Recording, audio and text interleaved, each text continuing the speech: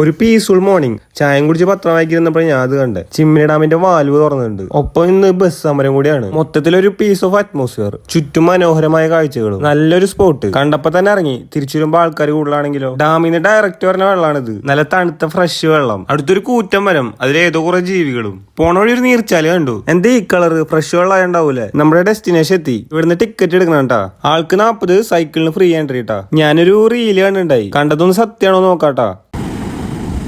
സംഭവം സത്യാട്ടാ. ഷട്ടർ ഓർന്നിട്ടില്ല, പക്ഷെ വാൽവ് ഓർന്നുണ്ട്. നല്ല അടിപൊളി കാഴ്ചാട്ടാ. ഓടയുടെ ഒക്കെ പോലത്തെ സെയിം എഫക്ട്. പുറത്ത് വെയിലാണ്, പക്ഷെ ഇതിന്റെ ഉള്ളിൽ നല്ല മഴയാട്ടാ. എല്ലാം ഇതിന്റെ എഫക്റ്റ് ആട്ടാ. അകലെ വെച്ച സൈക്കിളിൽ വരെ വെള്ളം വന്ന് അടിച്ചുട്ടാ.